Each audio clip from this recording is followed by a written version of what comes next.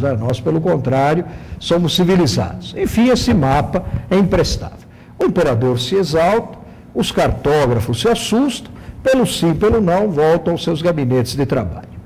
Passados 15 dias, ei-los novamente na sala do trono, trazendo agora um mapa com 3 metros de lado. Um mapa grande, mapa com 9 metros quadrados. Mas o rei, o imperador, também não fica satisfeito. Está certo que agora a muralha da China está apontada no mapa, mas onde estão os seus portões monumentais? Está certo que os principais rios da China estão traçados, mas onde são os seus afluentes, muitos deles caudalosos, navegáveis? Está certo que a cidade proibida agora está apontada, mas onde está o palácio imperial, onde ora eu, Deus vivo, me encontro? Esse mapa também não serve. Bom, não quero me prolongar, mas o fato é que os cartógrafos reapresentam dezenas de vezes mapas e o imperador nunca fica satisfeito. Por quê? Porque, na verdade, ele não queria o mapa da China. Ele queria um mapa em escala real. Ora, se fosse possível produzir um mapa desse tipo, é claro que não é, que utilidade ele teria? Nenhuma, né? Melhor seria percorrer o país, né? E com os próprios olhos e vislumbrando os seus acidentes naturais, as suas belezas, os seus acidentes, as suas montanhas e assim por diante. Bom, aonde eu quero chegar? Se quiséssemos ser rigorosamente exatos, diríamos que 2.320 são os tributos existentes. Se por hipótese, 2.320 são os tributos que existem no Brasil. Ninguém sabe exatamente quantos são. Sim, porque cada tributo tem pelo menos uma especificidade que o distingue de todos os demais. Então, uma classificação desse tipo, são 2.350 as espécies tributárias, errada não estaria, mas não teria nenhuma utilidade. Então, seguindo as lições dos meus mestres, né, Geraldo Ataliba, Paulo de Barros Carvalho, dentre outros, eu continuo insistindo que 3 são as espécies tributárias e que as outras figuras exacionais podem ser reconduzidas a uma dessas 3 espécies. Aliás, o professor Everardo Maciel, há pouco, né, em amena conversa, lembrou o nome de alguns tributos exóticos que já houve no Brasil. Alguns nomes até todos nós conhecemos. O imposto sobre o quinto do ouro, que quase antecipa a independência do Brasil, 30 anos, né? Era um imposto cobrado nas Minas Gerais sobre um quinto do ouro lá extraído, né? E houve um momento em que essa tributação se tornou escorchante e gerou um grande descontentamento que os inconfidentes mineiros tentaram, sem bom êxito, capitalizar. O imposto sobre o charque, né, que era cobrado no Rio Grande do Sul e que levou à Guerra Farroupilha, né? Por pouco, o Brasil não teria entre os seus estados nem o Rio Grande do Sul, nem Santa Catarina. Mas um imposto interessante era um imposto também cobrado no Sul, e que atendia pelo exótico nome, Imposto sobre as Bestas que Vêm do Sul. Né? Eram, obviamente, os burros, né? As mulas, mas dependendo da conotação que se dê à expressão, né? Dá a impressão que eram os próprios contribuintes, né? que vinham do sul do país. Bom, mas prosseguindo, né? A Constituição também traçou a regra matriz, o arquétipo, a norma padrão de incidência das várias espécies e subespécies tributárias. Eu costumo dizer que embrionariamente, atomicamente, todos os tributos estão estruturados na Carta Constitucional. O átomo, a essência de cada tributo está como que incrustada no texto constitucional.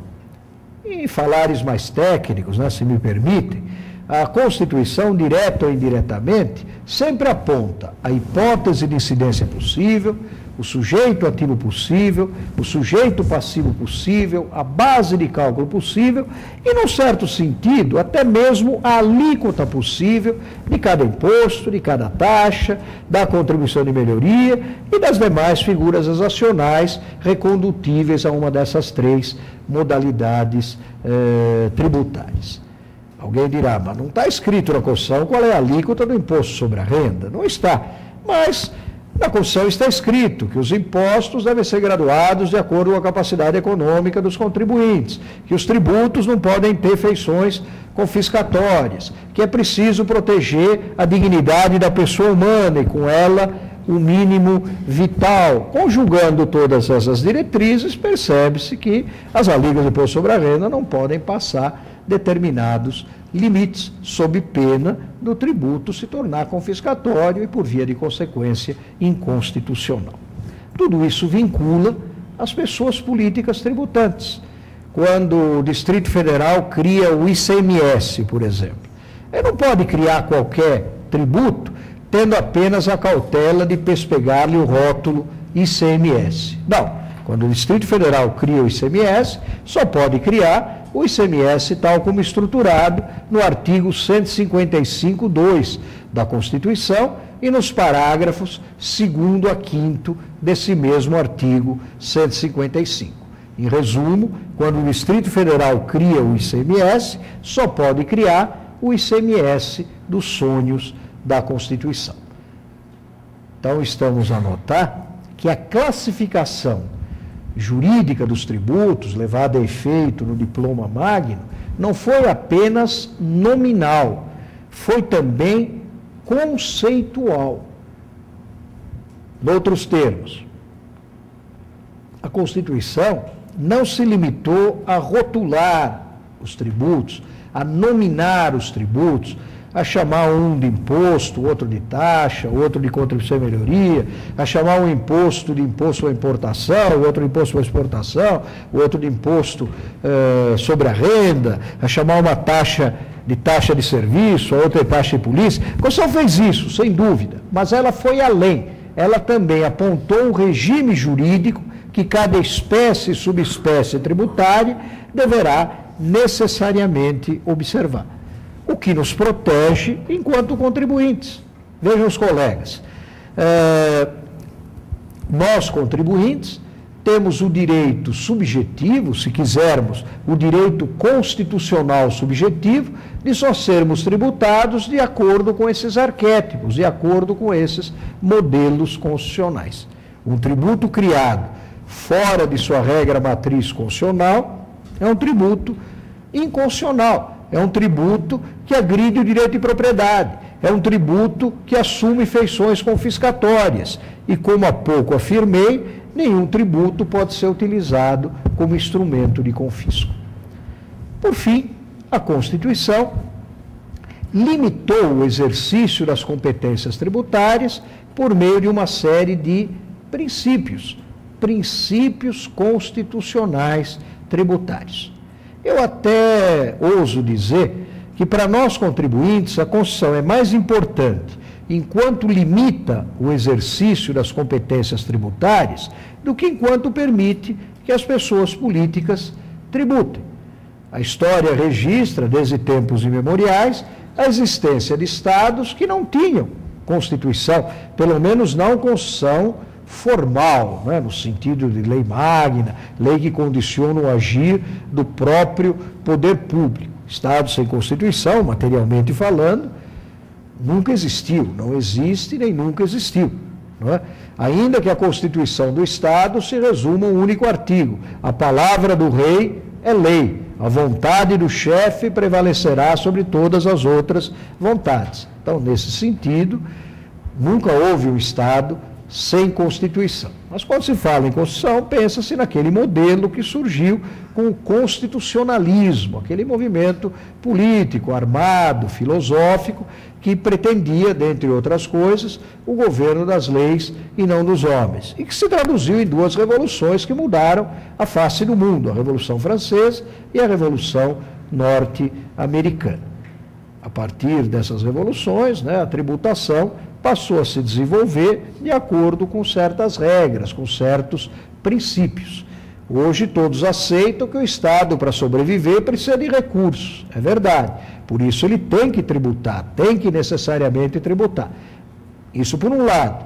Por outro lado, os contribuintes têm o direito de não serem expropriados.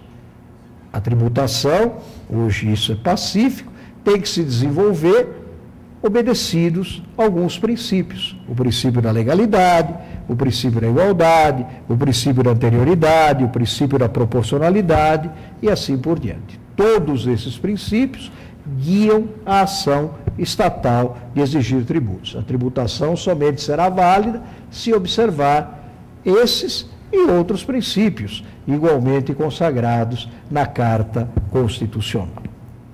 Assim está estruturado o sistema constitucional tributário brasileiro. A meu ver, de modo bom e adequado. Mas a tributação vai mal. A tributação vai mal, mas data máxima venha, não por culpa da Constituição, por culpa dos seus aplicadores, especialmente do Poder Legislativo, que não tem dado a estampa às leis que viriam dar efetividade aos direitos fundamentais dos contribuintes. A Constituição é boa em matéria tributária, mas em muitos pontos não está sendo cumprida, como daqui a pouco procurarei demonstrar. No entanto, volta e meia, não é? Alguém fala em reforma constitucional tributária. Aliás, a cada novo governo, não é? A proposta que logo vem à tona é de reforma constitucional tributária. Eu sou contrário à reforma constitucional tributária. Talvez navegando contra a corrente do uso, eu sou contrário à reforma constitucional tributária. Eu sou favorável a uma reforma legislativa tributária, a uma reforma da legislação tributária que viria não de encontro, mas ao encontro dos desígnios constitucionais. Claro que, se forem necessárias algumas alterações tópicas no diploma magno, podem ser feitas. Nada é imutável nesse mundo, nada é perfeito. Mas podem ser feitas observadas as cláusulas pétreas, né, de pedra, que não são passíveis de emenda constitucional. O que alguns relutam em admitir é que o Congresso Nacional, sem nenhum demérito, né, pelo nosso poder legislativo, não está investido do poder constituinte originário, que lhe permitiria, esse sim, mudar a Constituição de fio a pavio, né, sem nenhuma peia, sem nenhum empeço. O Congresso Nacional está investido do impropriamente chamado poder constituinte derivado. Eu digo impropriamente, né, a professora Lisiane sabe disso muito bem, porque, em rigor, o Congresso Nacional não tem poder constituinte. Né? Poder constituinte derivado é uma contradição em termos, como bem observou Gomes Canotilho. Poder constituinte é sempre o originário. O Congresso Nacional tem poder constituído, ele pode reformar a Constituição, mas observadas várias regras. Votação bicameral em 2 turnos, fórum qualificadíssimo de 3/5, especialmente observância às cláusulas pétreas, que são aquelas limitações materiais e formais ao poder de reforma da Constituição. Agora, eu acho que a verdadeira reforma tributária no Brasil, que é imperiosa, tem que vir das leis complementares, das leis ordinárias. Mas vamos agora entrar na segunda parte da minha exposição. Eu fui convidado para falar sobre o sistema constitucional tributário e o princípio da dignidade da pessoa humana. Nós, cidadãos, e também as pessoas jurídicas, temos o direito fundamental de sermos tributados de acordo com a Constituição e os grandes princípios que ela alberga. Vejam que frase pomposa, né? Essa poderia ser colocada até num pedestal. Nós, cidadãos, temos o direito fundamental de sermos tributados de acordo com a Constituição e os grandes princípios que ela agasalha, que ela contém, que ela consagra. Um desses princípios é o princípio da dignidade da pessoa humana. A dignidade da pessoa humana dos fundamentos do nosso Estado Democrático de Direito, como ressai da só leitura do artigo 1º, inciso 3 da Constituição. E tal diretriz vem reforçada no artigo 3º, inciso 4 do mesmo diploma excelso, que estabelece que a República Federativa do Brasil tem por objetivo